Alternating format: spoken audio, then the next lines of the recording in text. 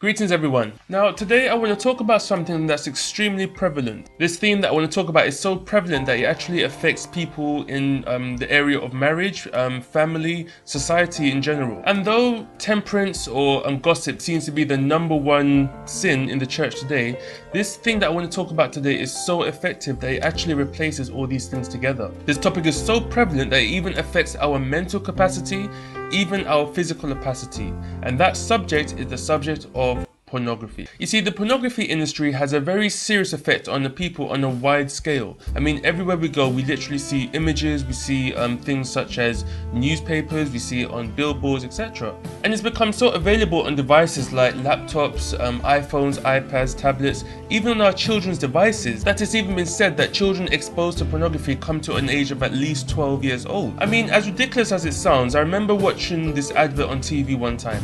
And this woman was naked. She was walking through a wheat field, and guess what they're advertising? Mouthwash.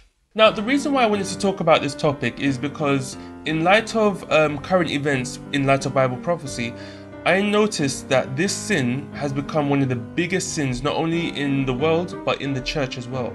And I wanted to see if the Bible has anything to say about this area, because I know that it's one of the biggest things. I mean, I know this area of sexual sin seems to be fine everywhere in the world, but you know, within the church, I'm just wondering, why is it such a serious struggle? So is there anything that we can see in regards to prophecy and pornography? Does the Bible open up anything in these lines? Yes, and we're going to find out right now. See, in the beginning of time, God created the heavens and the earth.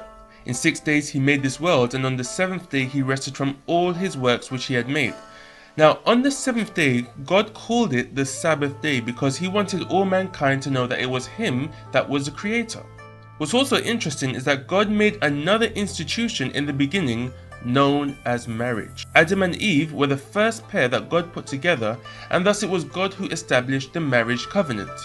So the two institutions God made from the very beginning was marriage and the Sabbath. Now, in my previous videos, we have seen clearly the attack on God's Sabbath truth in light of Bible prophecy, being that the Papal Church admits in changing the day from Sabbath, which is the 7th day of the week, to Sunday, which is the 1st day of the week, of which over 90% of the Christian world is now currently adopting. But should we be surprised if marriage is attacked? No. You see, according to the theme of the Bible, we know that Satan is trying his best to keep people away from being saved by the righteousness of Jesus Christ. And so the best way was simply to pervert the institution that God made from the very beginning. And he knows that one of the biggest methods to destroy marriages, to destroy families, is by introducing sexual sin. Now, most of you have heard of the story of Sodom and Gomorrah, whether you're a Christian or not. And we know that it was destroyed because of their corruptions. Now, one of the main corruptions was on the topic of what we're talking about today, sexual sin. In the book of Jude, it says the following, Jude chapter 1 verse 7. Even as Sodom and Gomorrah and the cities about them in like manner, giving themselves over to fornication and going after strange flesh, are set forth for an example, suffering the vengeance of eternal fire. Now, obviously, this is not talking about eternity in hell, which is a Greek doctrine and not a biblical doctrine, but in the Old English language, this simply means the effects of the fire are eternal, meaning that whatever it destroys will not come back again. Now, though that's just a sidetrack, the main point that I wanted to gather from this verse is simply the example that this happens at the end times, as Christ comes back the second time. And would you be interested to know that the word fornication in the book of Jude comes from this Greek word porneia, where we get the word pornography. Now, I just want to bring out an illustration. Usually when we go and buy an item at the shop, we typically go and look at the back of the item, which shows all the ingredients on that item. And it's fairly commonly known that the first ingredient that's mentioned on that item is the one that has the most content. So if I was buying a soft drink and we see that the first ingredient is sugar, you know there's a lot of sugar in that item. Now, the reason why I bring that point out is because I noticed something that Jesus and Paul commonly mention when it comes towards our human nature. In the book of Galatians chapter 5 verse 19, Paul says something very interesting about the results of our human nature.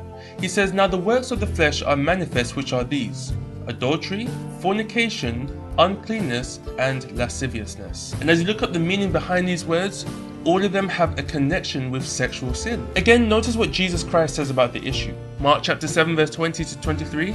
And he said, "That which cometh out of the man, that defileth the man.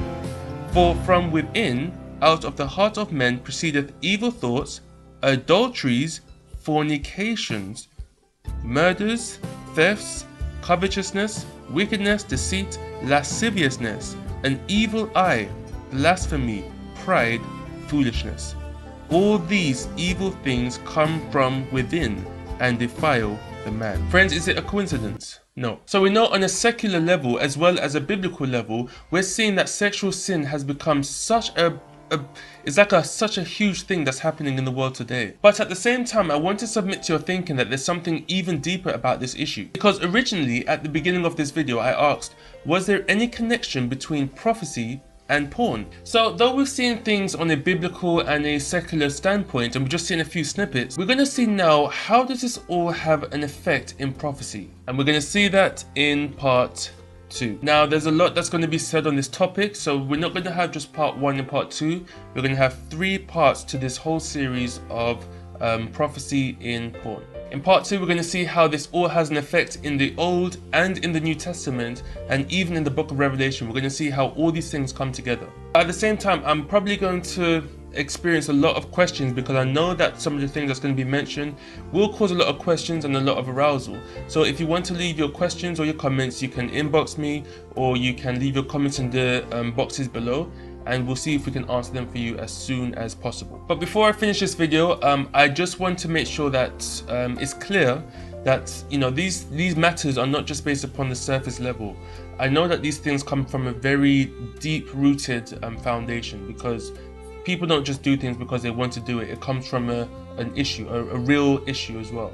So I know that as we go along, we're going to answer all these things. So just please keep this in prayer, and also subscribe so you know when the next video is going to come out as well. But regarding these things about self-esteem and depression and all these things along those lines, I have covered it in my other YouTube page called Studying the Word of God. And if you look at the topics, the heavenly attire, you'll see exactly how I cover these things and how important it is to understand the roots of the foundation. So as we go through these videos, I just pray that you'll keep this in prayer, because part 2 and part 3 are currently being put together. But for those who may be struggling at this time, I really just want to leave you with this quote from the book Christ Object Lessons, page 160. It says, "No outward observance can take the place of simple faith and entire renunciation of self. But no man can empty himself of self.